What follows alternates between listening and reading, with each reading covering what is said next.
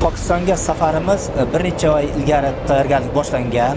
Sababiki O'zbekiston bilan Pokiston davlati o'rtasidagi madaniy aloqalar yuzasidan bir nechta tadbirlar belgilangan hukumatimiz tomonidan va shular asosida O'zbekiston Fanlar akademiyasi tarix institutida ancha tayyorgarlik ishlari olib borildi. Zahiriddin Muhammad Bobur bobomizni yo'llaridan mana uchoqda ketyapmiz. Shu yo'llardan yer ustidan demak bir vaqtlar Zahiriddin Muhammad Bobur bobomiz o'tganlar. Undan keyin mana shu Hind diyori, Sind diyori bilan shu yerda davlat qurganlardan keyin demak savdo, madaniy, ijtimoiy, siyosiy aloqalar o'rnatilgan. Mana shularni tarixini o'rganish, xususan manbalarni o'rganish maqsadida mana shu ilmiy safarga yo'l oldik. Biz bilamizki, demak aynan o'sha hozirgi Pokiston, Lohur, Multon kabi shaharlar demak o'zaro bizni yurtimiz bilan mana xususan o'zbek xonliklari davrida 16-19-yuzilliklarda juda ham qizg'in savdo, iqtisodiy aloqalarni o'rnatgan. Bobur Hindiston o'lkasiga kelganida yo'lda bir joyga to'xtaydi. Bu joy Kallar Kahhar deb ataladi. Kallar Kahharda Bobur taxti degan tarixiy joy bor. U bu joyda katta bir toshni yo'ndirib ustiga taxtini qo'yib, ayollari bilan maslahat qilgan. Bu yerga urush ochamizmi yoki yo'q deb. Bu haqda Boburnomada ham yozib qoldirgan. Assalomu alaykum qadrli teletomoshabinlar. Biz Pokistonning Islomobod shahridagi juda qiziq bir ko'lga keldik. Aynan qadimda bu joydan Akbarshoh o'tayotganda mana shu go'zal ko'lga qarab Vah deb yuborgan ekan. Shu nom bilan bugungi kunda mana shu Vah ko'li va mana bunday chiroyli inshootlarni ham o'sha davrda Boburiylar qurgan ekan. Har doim bir narsani ta'kidlaymanki, o'zbek davlatchilik tarixi kirmagan mamlakatning o'zi yo'q. Demak, bugun biz sizlarga mana shunday bir ajoyib manbalarni e'lon qilamiz. Albatta, bu borada bizga manbashunos olimlar yaqindan ko'mak beradi. Demak, efirda manbalar so'zlaganda ko'rsatuv. Akademik olim, senator, O'zbekiston Fanlar akademiyasiga qarashli Tarix institutining direktori Azamat Ziyo rahbarligidagi delegatsiyani Muslim instituti xodimlari va O'zbekistonning Pokiston Islom Respublikasidagi favqulodda va muxtor elchisi Alisher To'xtayevlar kutib olishdi. Islomobodning xushhavo yerlaridan biri bo'lgan Mariga yo'l olar ekanmiz. Xuddi Boburiy podshohlar kabi biz ham Akbarshoh tomonidan barpo etilgan Vah ko'lini borib ko'rdik. Bizda saqlanib qolmagan Temuriylar bog'ining aynan ko'rinishini shu bog'da ko'rdik.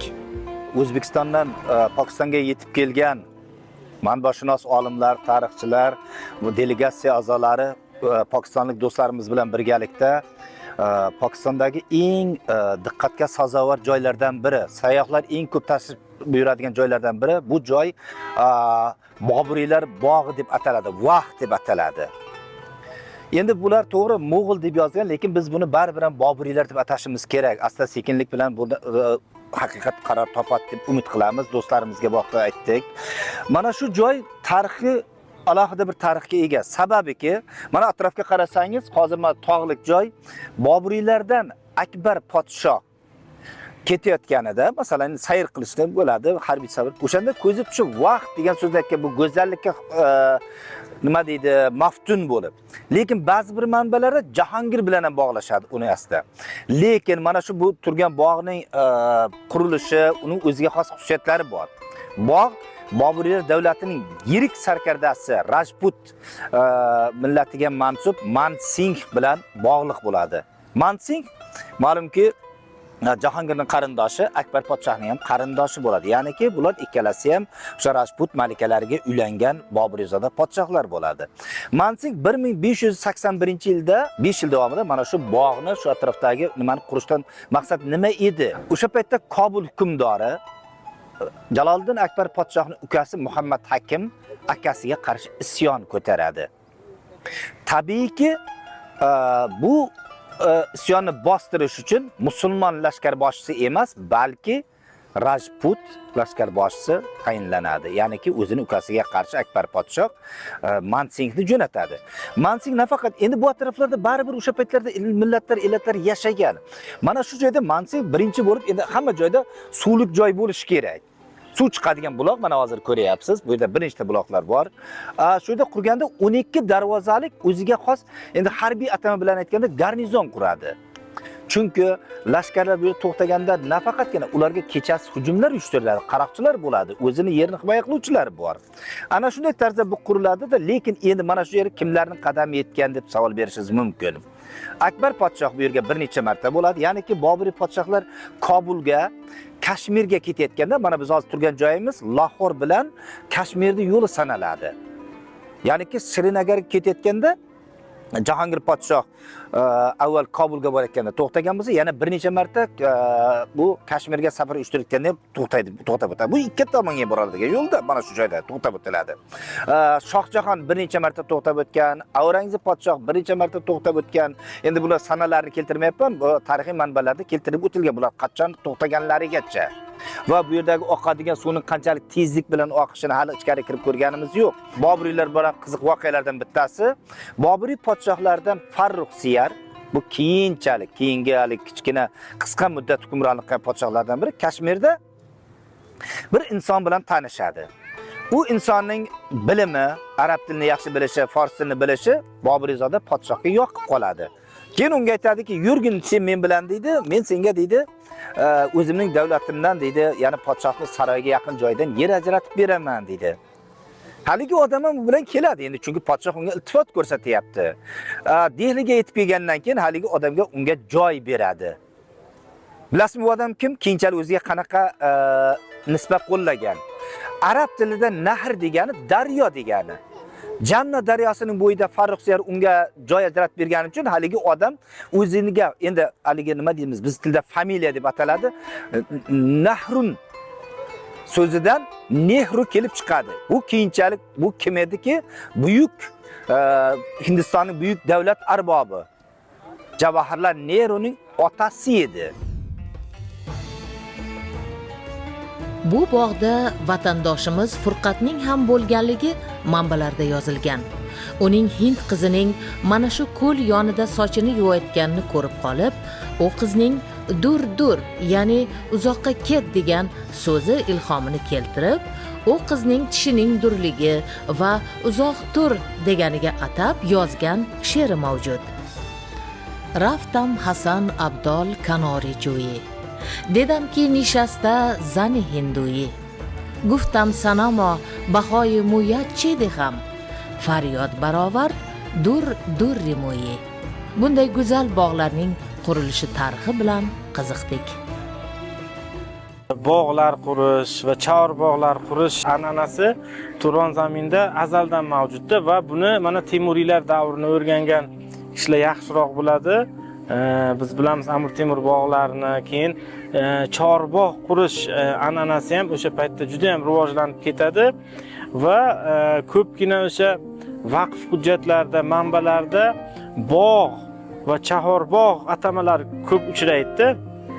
Shunda bu olimlar tomonidan turlicha sharh berilgan, tushuntirish berilgan, talqin qilingan. Ya'ni bog' deganda deydi, mevali daraxtlar ekilgan tushuniladi. Chahorbog' deganda o'sha uzumzori ham bor bog'lar deb ta'rif beriladi. Bu ayniqsa Sovet davri o'sha manbashunos tarixchilarga xos. Lekin haqiqiy chorbog' haqidagi tushunchani bilmoqchi bo'lsak, afsuski bu mana bizning Turkistonimizda saqlanib qolmadi. Lekin mana shu Boburiylardan qolgan merosni kelib o'rganish natijasida o'sha chorbog'lar, bizni chorbog'lar qanaqa bo'lganligini bilishimiz uchun ham, mana bu tarixni o'rganish uchun ham muhim.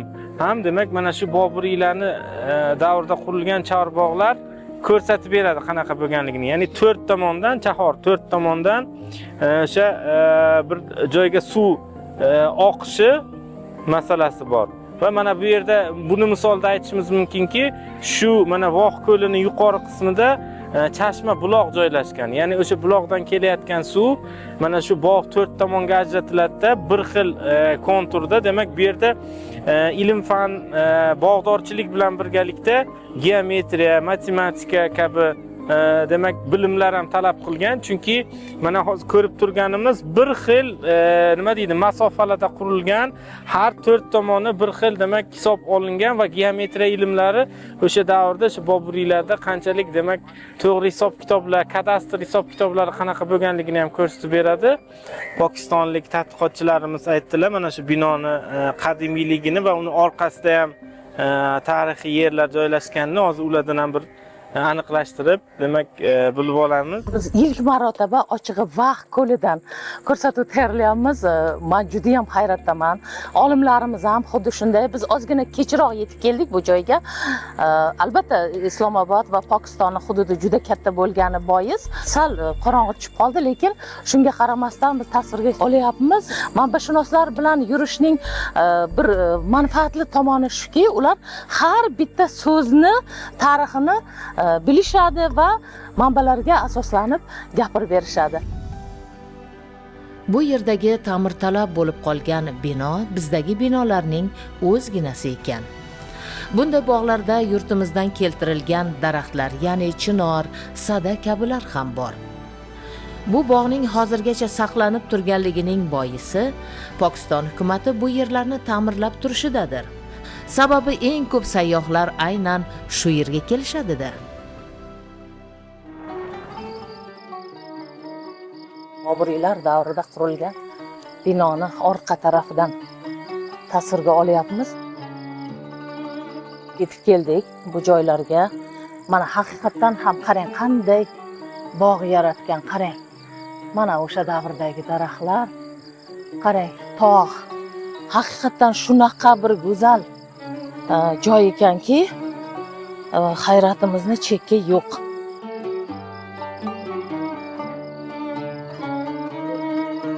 Mana bog'ni qarang, go'zalligini. Mana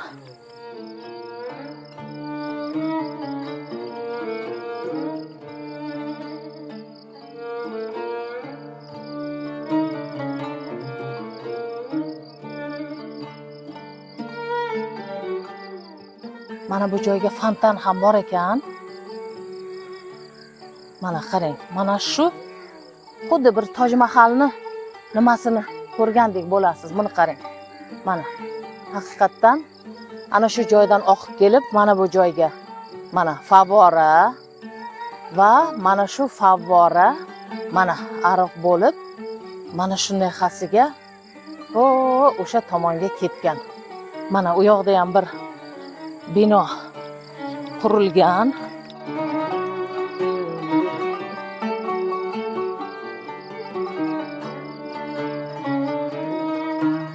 Bu yerda ayollar uchun o'tiradigan joy qilingan. Mana 1000 yillik archa. Boburiylar ayollarni hamisha qadrlagan. Mana bu tomonda demak, mana haqiqatan ham vaqt deb yuboradigan joylar. Oqshom tushganida bu ko'lning tarovati yanada go'zallashdi. Baliqlari shundoqqina ko'rinib turgan ko'ldan, uning xush havosidan bahramand bo'ldik va albatta buloq suvidan ichib ko'rdik. Bu buloqdan, mana shu chashmadan, hozir mana tog'dan oqib kelyapti. Boburiylar bog'i, vaqt bog'ini suv bilan ta'minlaydigan mana shu bog'da buyuk podshohlar, Akbar podshoh bu yerda suv ichgan, Jahongir podshoh suv ichgan, Shohjahon 4-5 marta bunda kelib to'xtab suv ichgan va albatta Aurangzeb podshoh ham. Shu bilan birgalikda Farruh Siyardi nomini bilamiz. Yana 10 ga yaqin podshohlar mana shu buloqdan suv ichgan. Mana shu buloq tufayligina mana shu yerda vaqt bog'i bunyod etilgan. Uni tarixi haqida gapirib o'tdik, yana gapiramiz. Xullas, podshohlar suv ichgan bir muqaddas joydan turibmiz va biz ham suv ichyapmiz.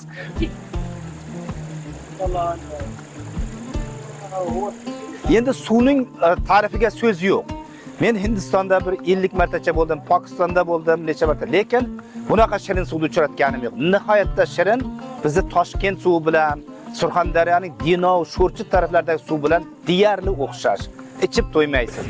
Qadrli do'stlar, manbashunos olimimiz Botir Ali Yo'ldoshev bu yerdan podsholargina suv ichgan dedi, lekin albatta Boburiy malikalar ham bu yerdan suv ichgan. Ana shunday faxr bilan biz ham bu buloqdan suv ichamiz. Suvni tiniqligini qarang. Zilolligini ko'rinyapti. Bismillah. Mana eng mashhur malikalardan biri doimo erini yonida yurgan Mumtoz Mahal begim ham aynan shu yerdan suv ichganligini olimlar aytishyapti.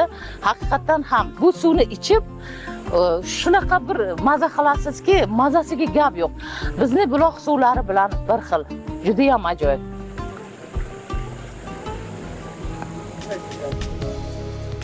Islomobodning milliy parki joylashgan Mariga borar ekanmiz. Boburshunos olim Botir Ali Yo'ldoshev qiziq tarixni bizga aytib qoldi. Ochig'i o'zbek davlatchilik tarixi kirmagan mamlakat yo'q ekanda degan ta'rifga yana bir karra ishondik.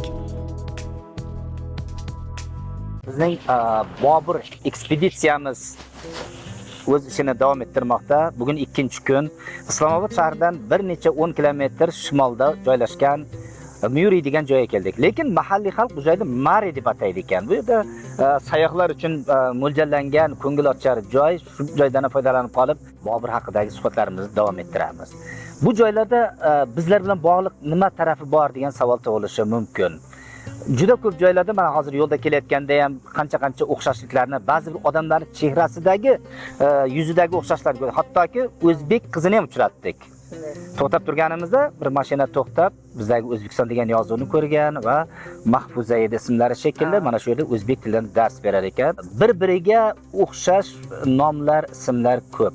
Shoh Hasan Arg'un degan inson bo'ladi. Bular bir vaqtlar arg'unlar Amir Temur davrida Kofirnihon daryosi bo'ylarida yashagan, ya'ni Surxondaryoning Bobotog' tog'i atroflarida, ya'ni quyosh chiqish tarafida, hozirgi Tojikiston, Surxondaryo atroflarida yashagan. Oradan ma'lum bir vaqt o'tganidan keyin baribir qavmlar ko'chib yuradi, xonliklar, podshohliklar o'zgaradi va oqibatda arg'unlar Kobul atrofida joylashadi. Endi Kobulda o'sha paytlarda Temuriylar saltanati tanazzulga uchragan bir davrda Kobulni ular egallab oladi. Ya'niki Kobuldagi Temuriyzoda Ulug'bek Soniy vafotidan so'ng 1502-yili arg'unlar egallab oladi. Endi bular aslzodalar emas edi. Temuriylar nomidan, ya'niki Hirot hukmdor Sulton Husayn Mirzo nomidan ish tuta boshlaydi. Zahiriddin Muhammad Bobur 1504-yili Farg'onadan chiqib ketganidan so'ng Bobur xohlaydiki, ota meros edi. Ya'ni Boburning otasi ham Kobul bir paytlar bergan. Bobur arg'unlardan tortib oldi. Endi arg'unlar Boburdan qochib Qandahor taraflariga ketadi. Oradan yana 18 yil o'tgandan so'ng Bobur Qandahorni ham tortib olgandan so'ng arg'unlar Shoh Hasan Arg'unlar endi boshligida yanada janubga ketadi. Ya'ni hozir biz turgan hududlarga keladi. Endi u paytda Islomobod shahri yo'q edi. Mana shu joylardan orqali yanada bular janubga ketadi. Bakkar, Sehvan, Tatta, hozirgi Karachi tomonlariga ketadi. Ya'ni demoqchimanki, bular aralashib ketgan mahalliy xalq bilan. Arg'unlar aslida biz tarafdan kelganlardir. Demoqchimanki, bizning mana shunday bir tariximiz borki, hali etnografiya sohasida Boburnoma bo'yicha ish qilayotgan Davron ismli ukamiz bor. Hozir mana uylarga ham qaraymiz-da, mana uylar ham qurilishi ham biznikidan o'xshash xuddi O'zbekistonda. Lekin bu dagi nima deydi, tabiatga, mana bu manzaralarga haqiqatdan ham orqaga qaraganimizda gap yo'q. Park aylanib kanat yo'lidan tepaga ko'tarilar ekanmiz. Mezbonlardan biri bizga Kallar qaharda Bobur taxti bor deb qoldi. Va dunyodagi eng yirik tuz koni ham shu yerdaligini, Bobur shoh u yerda otlariga tuz yalatganligini aytib berdi. Undan intervyu oldik. Когда Бабур приехал этой страны, Индия, на дороге он остановил... Bobur Hindiston o'lkasiga kelganida yo'lda bir joyga to'xtaydi. Bu joy Kallar Qahhar deb ataladi. Kallar Qahharda Bobur taxti degan tarixiy joy bor. U bu joyda katta bir toshni yo'ndirib ustiga taxtini qo'yib, ayollari bilan maslahat qilgan. Bu yerga urush ochamizmi yoki yo'q deb. Bu haqda Boburnomada ham yozib qoldirgan. Bu joylar asli turkiylar yurti ekan, bu yerda urush qilmaymiz, hech kimni o'ldirmaymiz degan Bobur. Yana shu yerda dunyodagi eng yirik tuz koni bor. Yevropadagi yirik tuz koni yopilgach, hozirda bizdagi tuz koni eng katta tuz koni hisoblanadi. Bobur aynan shu yerda otlariga tuz yalatgan. Yana u yerda bir tog' borki, go'yoki u yerda induslarning xudosi yasharmish. U yerda 5-6 ming yillik uylar bor. Bobur Boburnomada o'sha yer haqida ham yozgan. Soy kniги тоже описано это место. Bobur taxtini ko'rish ishtiyoqi bizni o'sha yerga chorladi va Bobur shohning Boburnomada yozgan joyini o'z ko'zimiz bilan ko'rishni istadik.